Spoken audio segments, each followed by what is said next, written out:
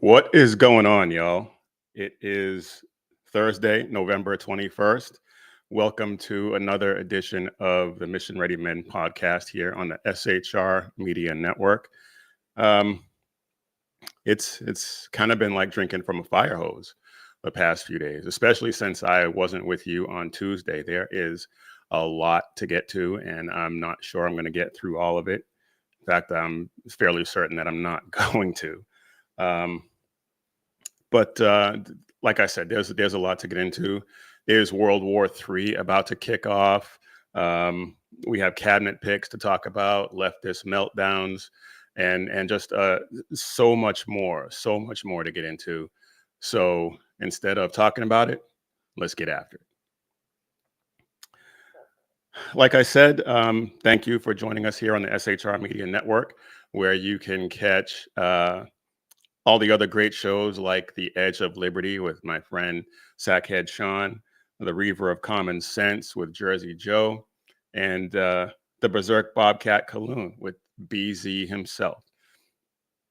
Now, before we get started, go ahead and hit that like button, share these videos, subscribe to the channel, let everyone know what we're doing here, because the big tech overlords and their algorithms are even though we won the election, they're still trying to suppress our message.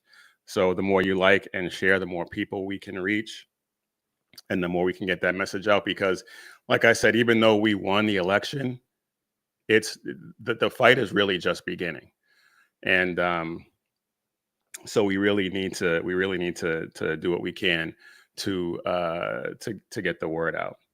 And for all of us here at Mission Ready, you can follow us here at Mission Ready Men on all the social platforms: Facebook, Twitter, and YouTube at Mission Ready Men.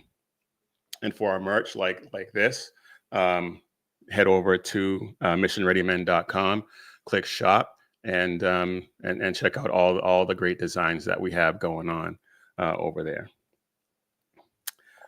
All right. First, and I guess most pressing for a lot of people, is World War III.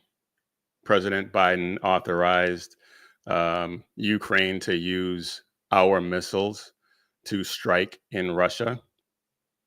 And the question really is, at this point, why is he did he do that? And the only real answer I can come up with that makes any sense is they're mad that Trump won, and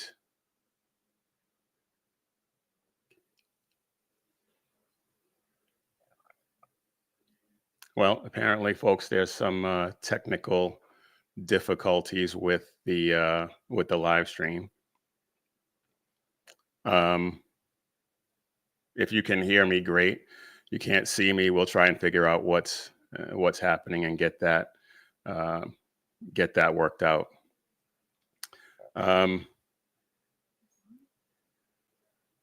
But in the meantime, I'm just gonna continue the march and try and get everything worked out.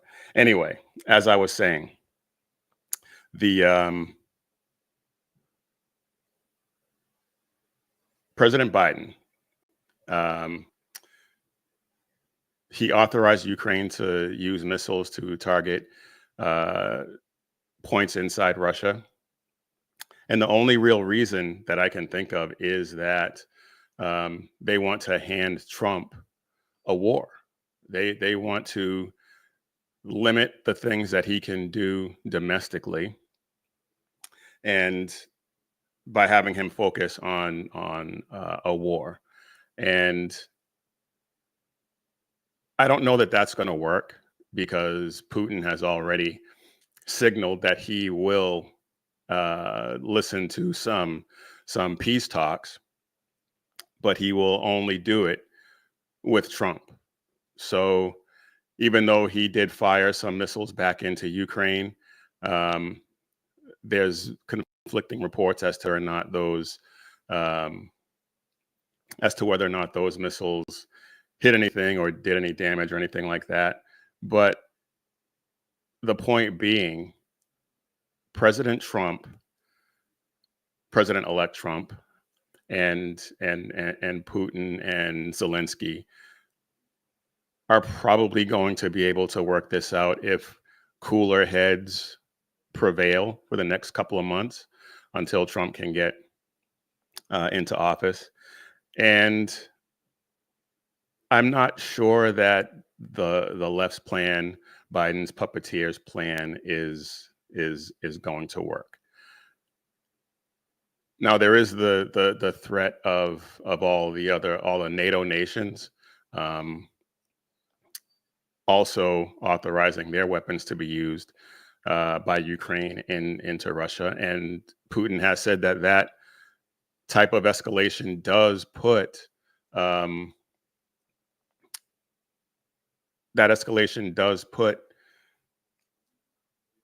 them in direct participation of this conflict, and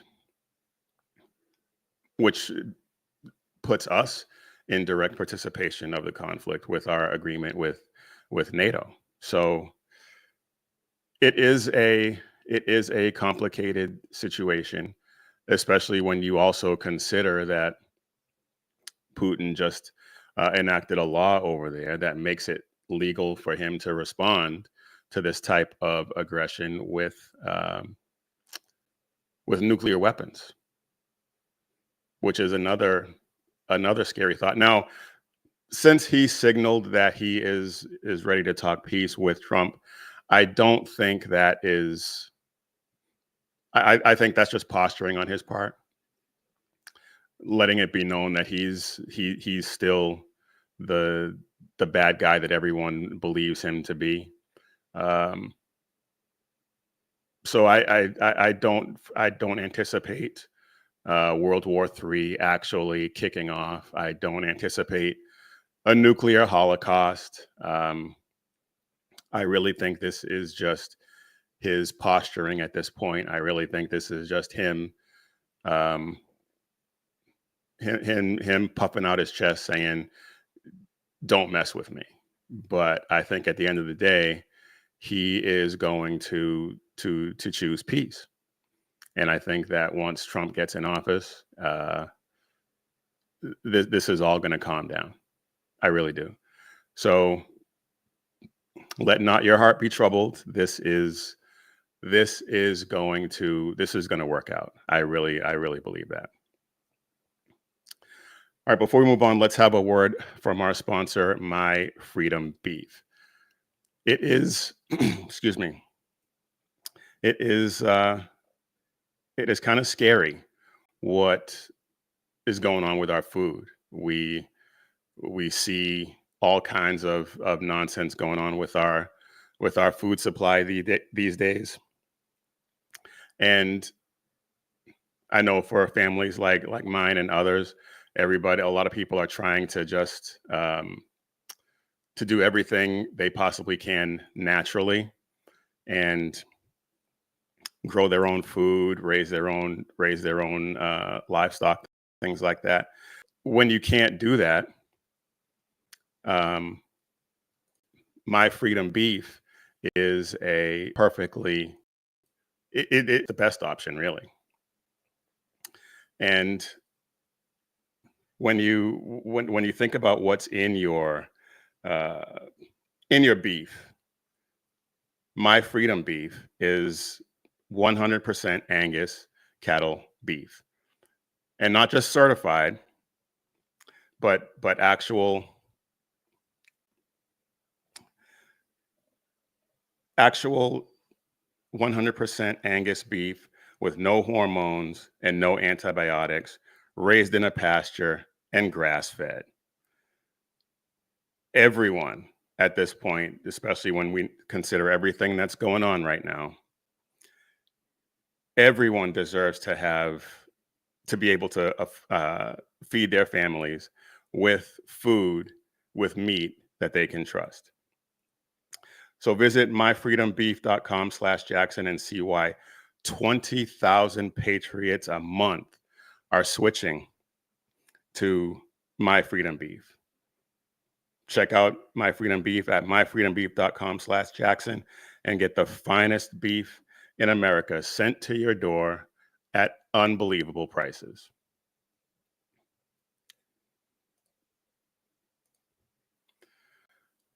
All right, now back to the show. It's the left has been melting down ever since they lost the election on November 5th. They have been in a tailspin, and nothing not nothing I mean, well, there are all kinds of examples of how that's happening. But some of the biggest examples have to do with Trump's cabinet picks, and Tulsi Gabbard and Pete Hegseth. I've mentioned them before. I've talked about them on Twitter. I think the last time I was with you guys, I talked about it a little bit, but it's just gotten worse.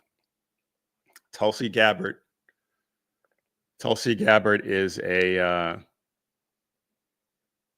patriot. Tulsi Gabbard is she has deployed to combat areas. She has fought in Iraq, and she's still in the military as a lieutenant colonel, I believe. And Pete Hegseth, he served honorably for 20 years, earned a couple of Bronze Stars. And both of these people have been, well, with Tulsi Gabbard, it started when she ran against Hillary. And, well, apparently there's still some technical issues, even though I thought we got that straightened out, but apparently not. So if it's just audio, I apologize. But still stick around and listen, because we still got some good stuff to talk about. So Tulsi Gabbard, she has been accused of being a Russian asset. And when you talk to these people and you ask them what evidence they have that she is a Russian asset, one of these people called her a toady of Assad when she went over there to talk to when she went over to Syria to talk to Assad. But then when that one particular person was talking to Joe Rogan, and he asked her, well, what do you mean by that? What do you have? What evidence do you have? She had absolutely nothing. None of them have anything. All they have is the statement by Hillary Clinton, who said that she is a Russian asset, or a favorite of Russia, or a darling, something like that.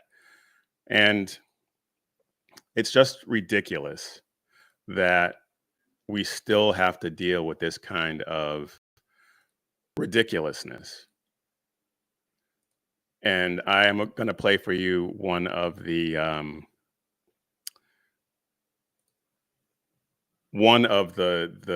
people who, well, actually the very first one who brought this up, and somehow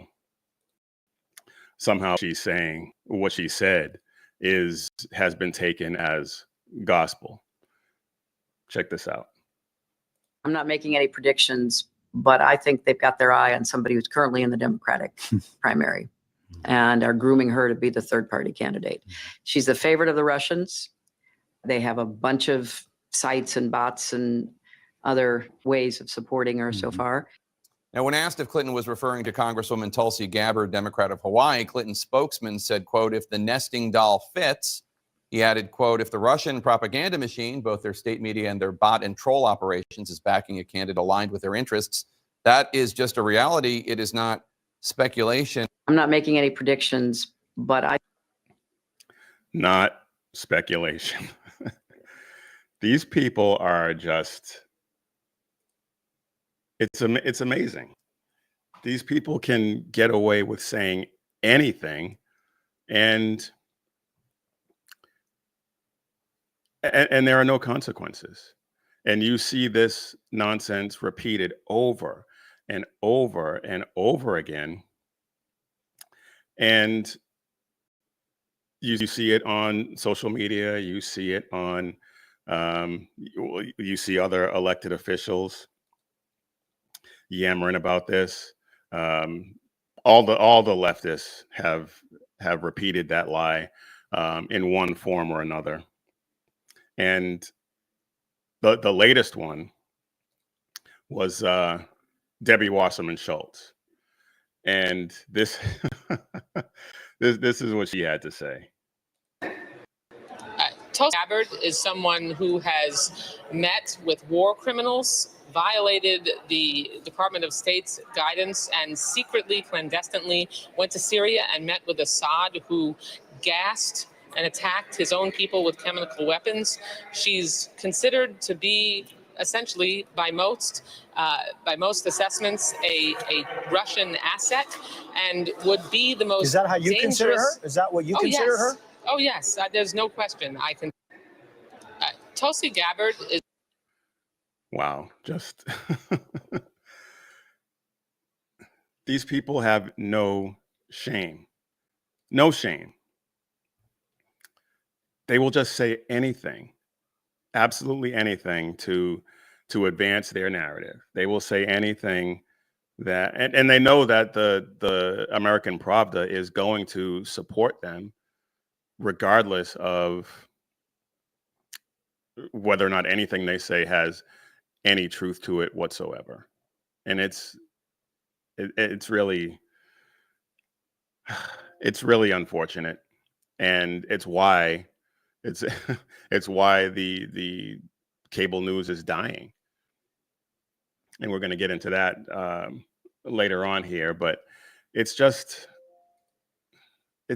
ridiculous that we have to deal with this. So you have Tulsi Gabbard being labeled a Russian asset, a darling of Russia and all that nonsense. And then Pete Hegseth, who served his country, like I said, honorably for 20 years, served in combat, earned 2 Bronze Stars. He is being labeled as a white supremacist because he has a couple of tattoos.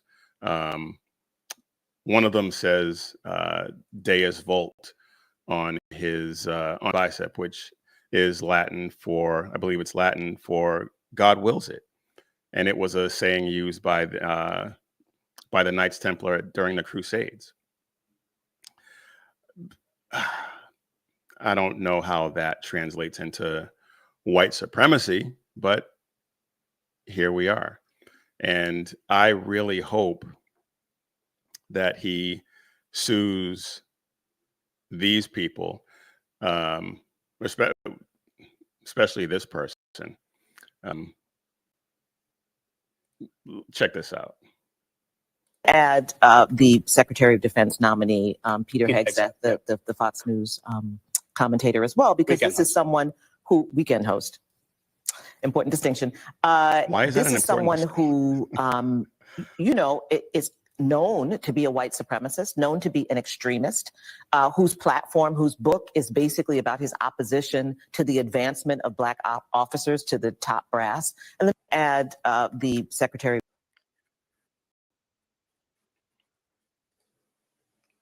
Okay. I don't know where she gets this notion that he is known to be a white supremacist. I don't understand that at all.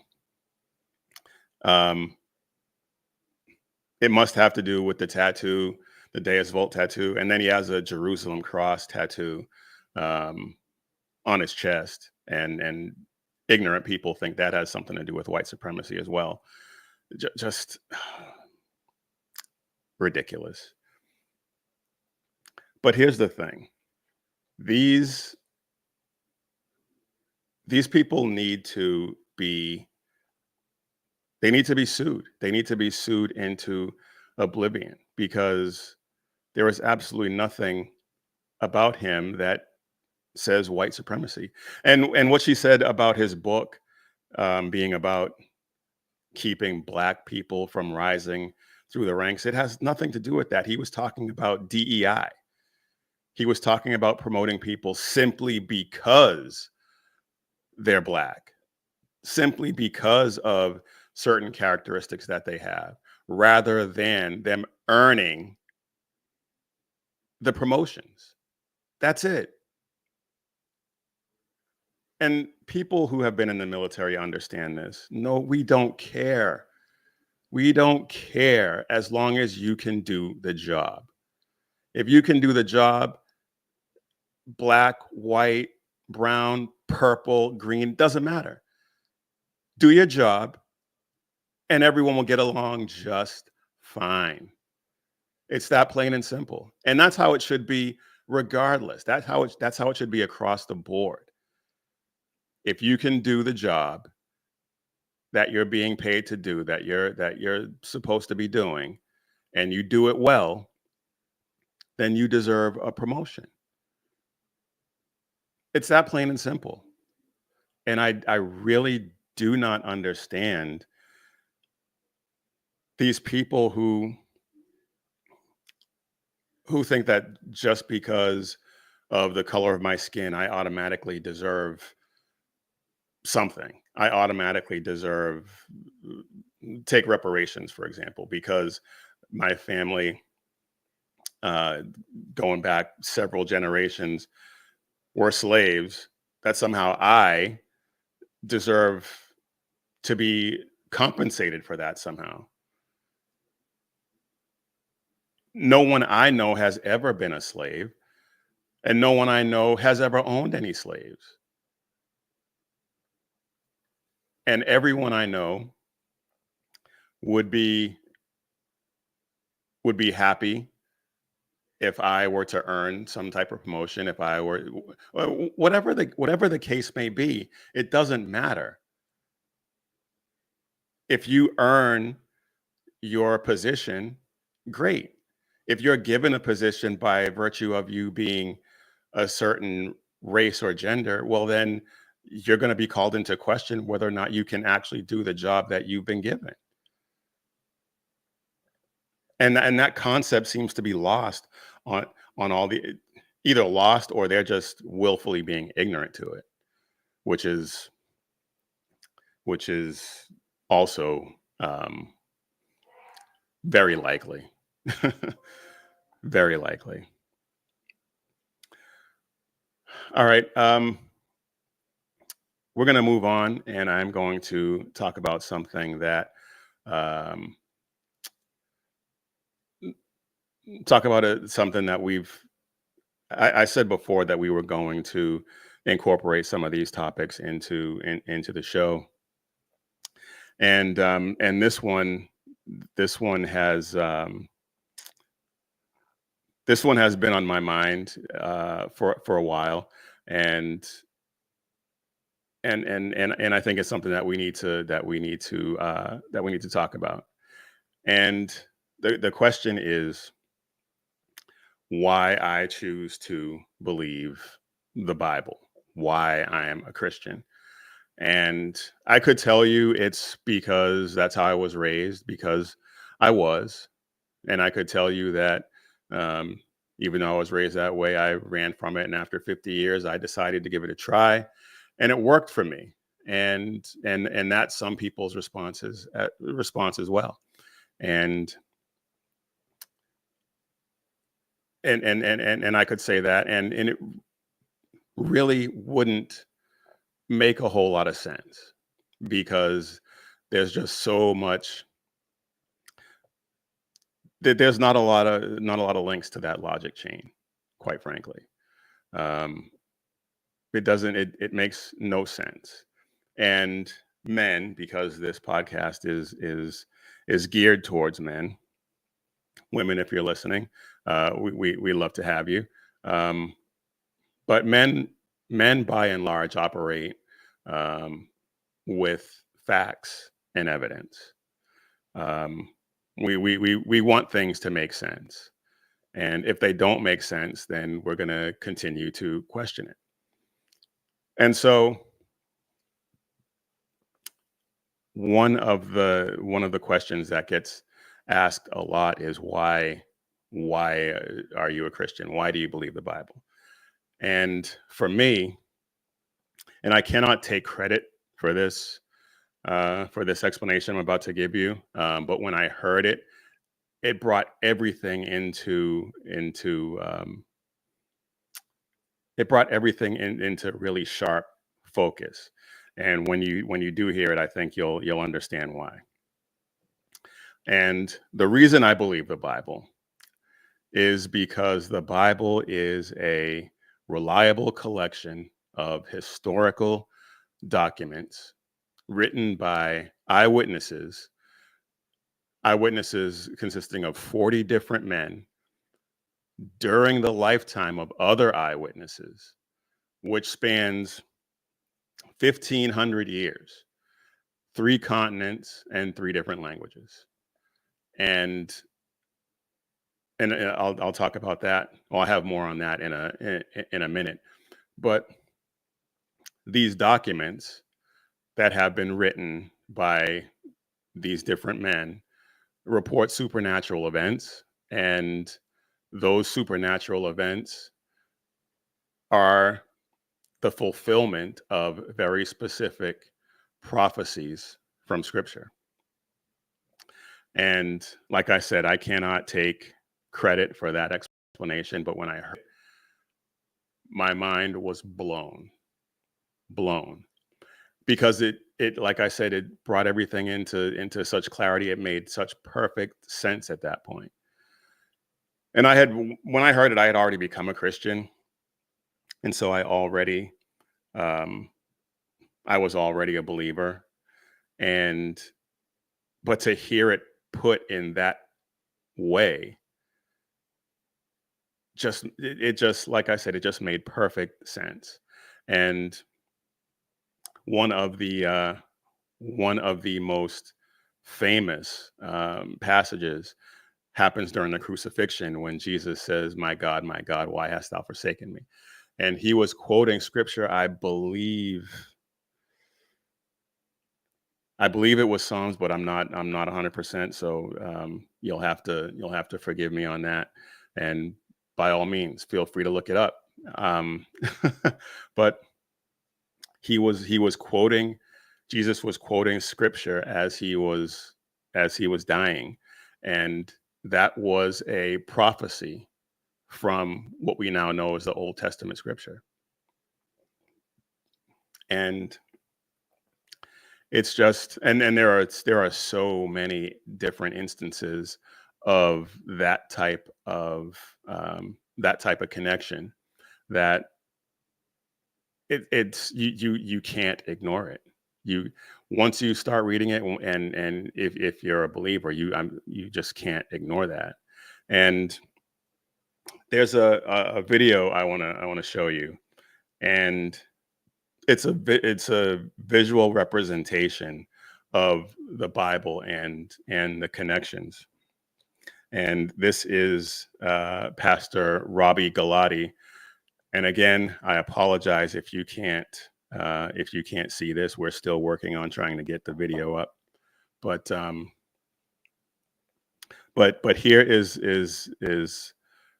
Pastor Galati talking about all the different connections in the Bible. Check it out.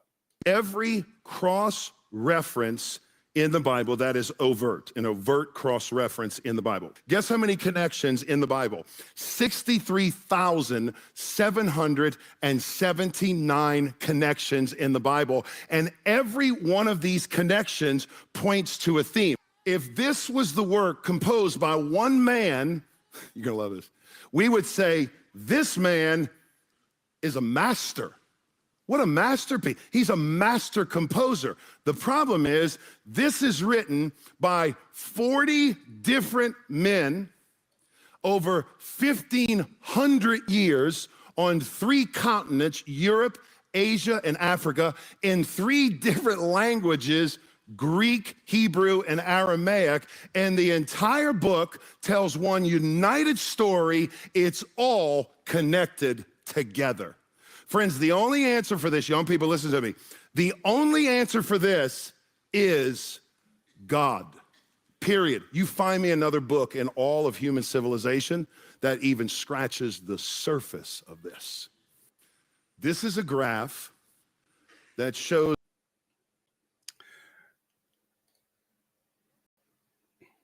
I mean, between what I said and that visual representation, it is really difficult for someone to look at that and say, well, no, it's a myth. It's written by a bunch of guys, and it's been translated and mistranslated and all that stuff. And I could get into all the ways that that's just completely wrong. And maybe I will at some point if you guys want to hear me talk about that, I can. So let me know in the comments if you want to hear that. But it's so glaringly obvious that the Bible is the infallible Word of God, the inspired, infallible Word of God. And that is why I choose to believe the Bible. And that's why I think you should too. All right, y'all. That's going to be the short sermon for today. I hope y'all enjoy it. I hope it provokes some thought, piques some curiosity in you, and you go check it out. You won't be disappointed. I guarantee it. All right. Anyway, I don't know if y'all can see me now or not. I hope you can. While that video was playing, I tried to do a couple of things, and maybe it worked, maybe it didn't. So we may end up cutting this a little short if things don't if things haven't been resolved. But I did want to go back to the some of the appointments that Trump made, because and I was going to talk about this on Tuesday, but obviously since I wasn't here, I was quite under the weather the past few days. I'm feeling pretty good now, not 100%, but probably about 85%. And so I wanted to make sure I didn't miss another show. But there, Ron Johnson. Let me just go ahead and remove that. Sorry, Ron Johnson. He was asked about some of he was asked about some of.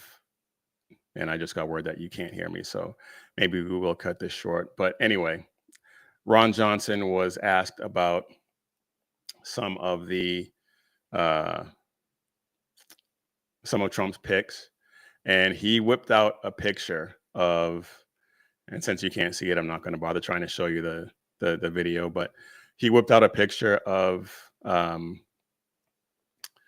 Richard Levine and the bald guy in a dress, and I can't think of his name right now, who who was like the deputy in charge of nuclear waste disposal or something like that.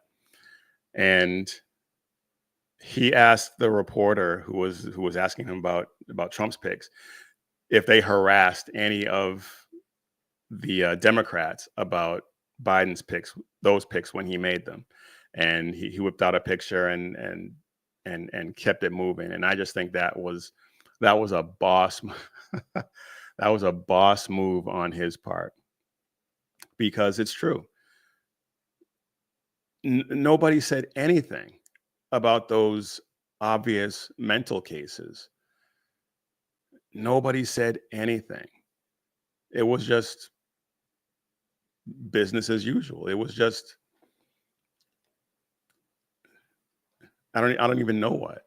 Just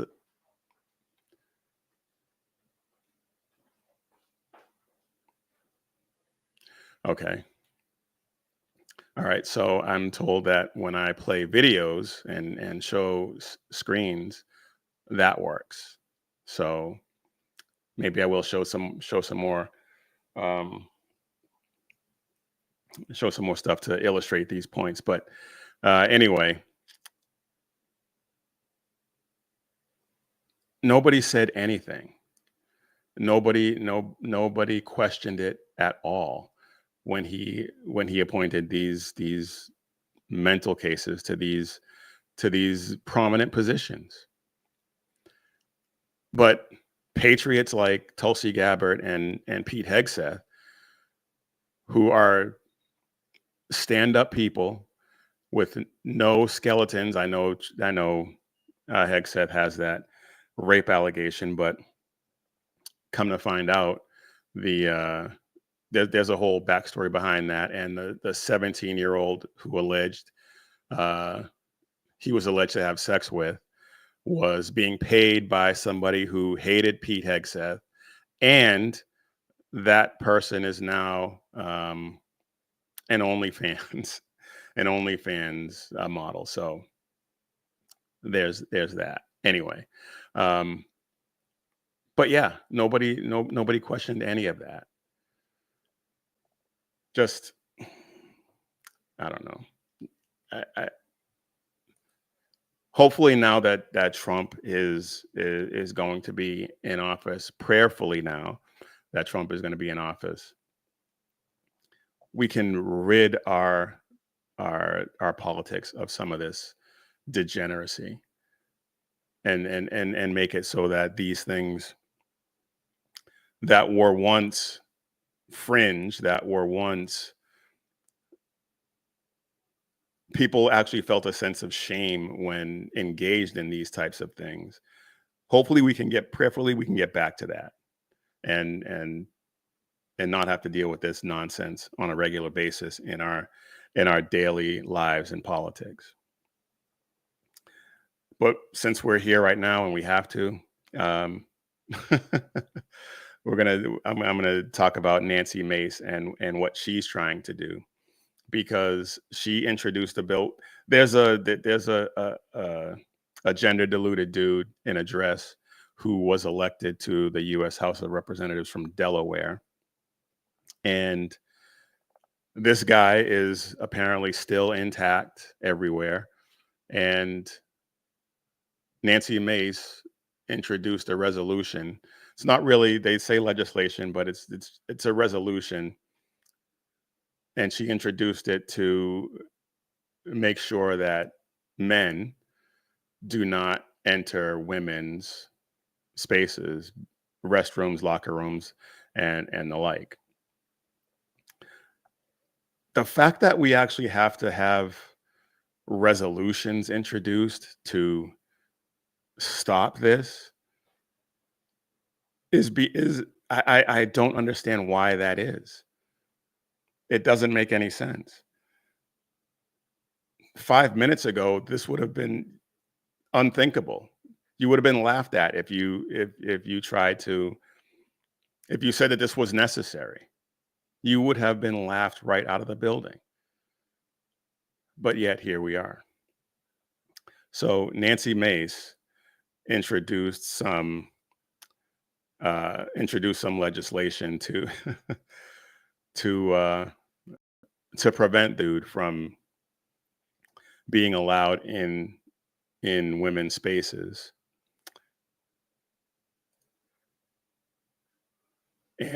And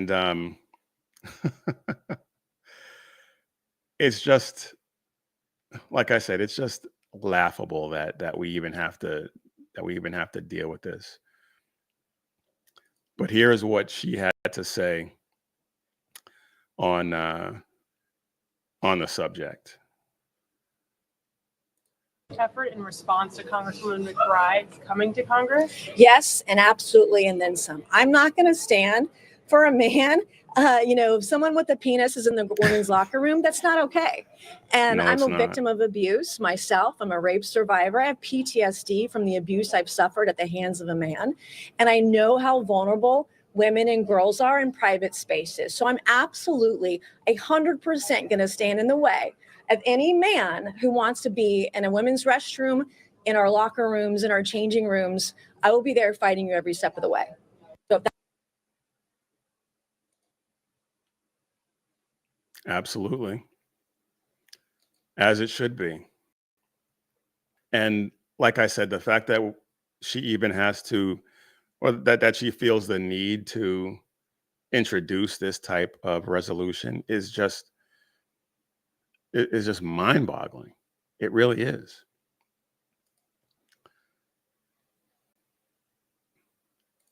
But because she did this, because she introduced this bit of legislation, she's been getting death threats. She's been getting death threats from gender diluted psychopaths, basically. And one of them,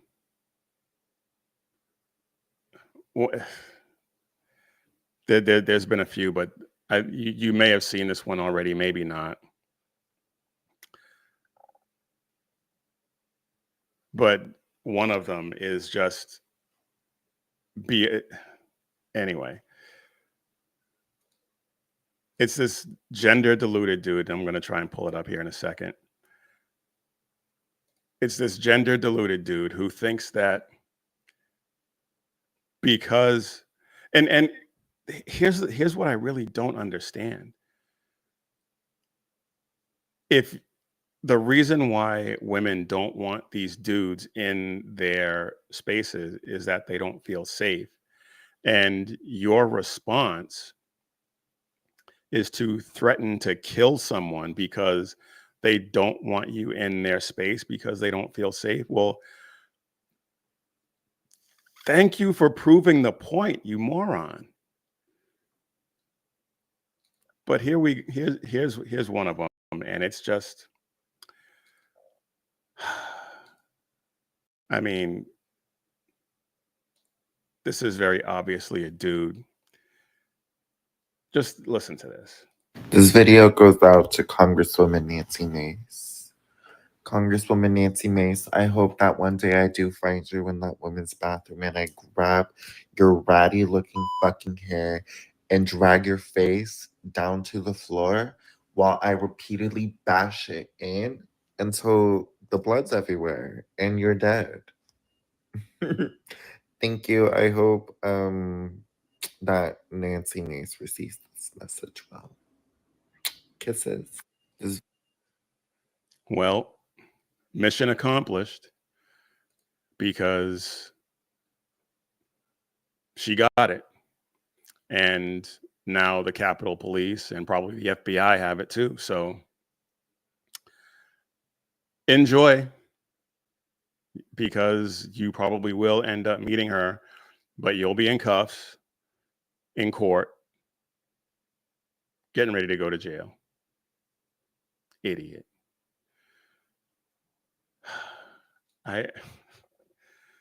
These people are just, well, like I said, they're mental cases. They're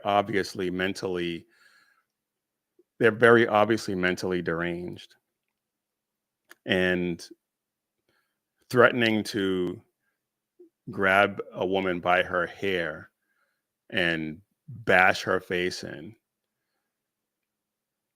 is it, how does that help your case? All it does is prove what we already know, that you're a psycho. That's it. All it does is prove that you're a psycho. So as much as I really can't stand these people, my faith requires that I pray for them. And so that's what I do. But I also pray that they get the justice they deserve, because that is absolutely not okay. And under any other circumstance, because honestly, I really don't. I really, I really don't understand these people. Anyway, all right. One last topic before we get you out of here, and I guess I'm really not. Didn't really end it. So if you can't see any of the content, I do apologize. We will try to get it worked out before Tuesday. But the last thing I wanted to talk to you about is, well, one of the last things is the meltdowns on the left because of Trump's win. These meltdowns are epic. These meltdowns are epic. And I think the biggest meltdown, the biggest one right now, is with Morning Joe and Mika Brzezinski. They are on MSDNC in the morning for I didn't realize it was 4 hours. They are bloviating for 4 hours, and they spend 4 hours Monday through Friday talking about how Trump is Hitler, Trump is a Nazi, Trump is a white supremacist, Trump is a rapist, he's this, he's that. They spend 4 hours every day talking about that. And they decided, now that he's won, that they are going to try and play nice, I guess. And they're only doing this because their ratings are in the toilet. That's the only reason. Their ratings, like, it was a ratings catastrophe after the election for these people. And if you take a look at this article is a little older, because it came out, well, it's about a week old, but it's perfect because it's got Joe and Mika on the cover, and it shows how their ratings are down. Morning Joe's down 40%, Joyless Reed's down 55%, and Andrea Mitchell down almost 40%, Chris Hayes down almost 50%, Alex Wagner over 50%, Lawrence O'Donnell and Stephanie Rule over 60%. Wow. Oh my goodness. That is just, those ratings are cratering. But Joe and Mika, they decided that they were going to go down to Mar-a-Lago, play nice, and kiss the ring. And they did that, and their ratings tanked even more. As they were announcing that they did that, people just tuned out. People clicked off. Rosie O'Donnell put out a video saying that she was never going to watch them again because they betrayed her. They betrayed their audience. And to a certain extent, I think they did. But it also shows that they didn't believe any of the stuff they were saying in the first place. Because if they really believed that Trump was Hitler, that Trump was a Nazi, that Trump was all the things that they said he was over the past 8 years, if they really believe that, why would they bother going down to to Mar-a-Lago, to his home, and meet with him for 90 minutes. I mean, seriously. Why would anyone in their right mind do that? And the only explanation is they didn't believe any of it in the first place. And I think we all know that most of these people don't believe any of the nonsense that comes out of their mouths when it comes to Trump. They don't believe he's a Nazi. They don't believe he's a white supremacist. They don't believe that well, he technically is a felon, I guess, but they don't believe that he deserved 91 felonies. They don't believe he deserved to be found guilty of 34 different infractions when it was all part of the same transaction. They don't believe that he defrauded anybody when the bank that he allegedly defrauded said that they made money and they would do business with him again. I mean, just nobody believes it. Nobody believes any of it. So their ratings are in the toilet, and it couldn't have happened to a nicer network. And now it turns out that the parent company of MSDNC is spinning off MSDNC, CNBC, and a few of their other channels into separate entities because they don't want to be bothered with it anymore. They don't.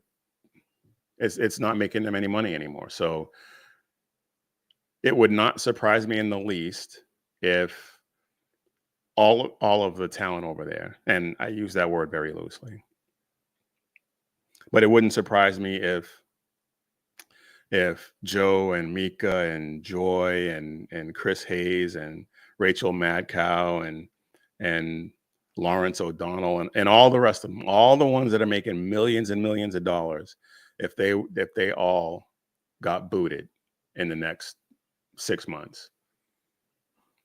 And some people have even speculated that MSDNC is about to go into a rebranding phase where they try to do something more along the lines of Fox News and have a balance of conservative and leftist commentary, and basically just do straight news during the day and have evening commentary where they actually have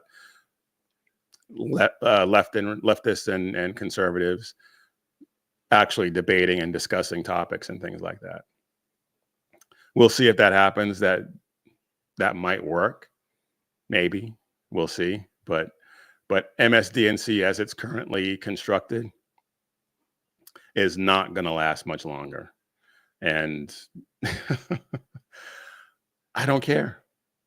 I don't care. Couldn't happen to a nicer group of people.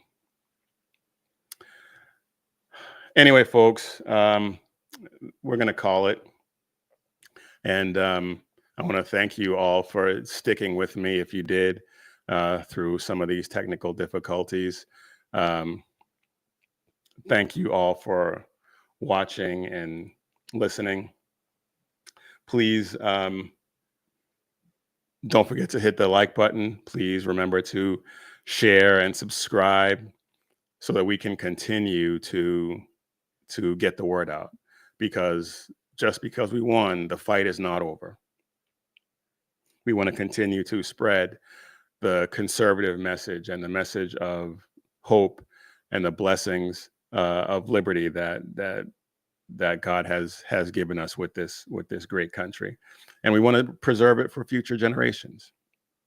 We want to make sure that what we have is passed down, and if we stop now because we think we won, well, then that won't happen. But thank you for watching and listening. And if you like the shirt I'm wearing, again, well, if you can't see it, head over to missionreadymen.com and shop 7 Armors and check out all of our cool designs anyway. Hopefully we will have these technical difficulties sorted out by Tuesday. Not hopefully, we will have it sorted out by Tuesday. But as always, when seconds count, the police are only minutes away, but the Lord is right there with you. So keep your prayers going up and your head on a swivel. God bless.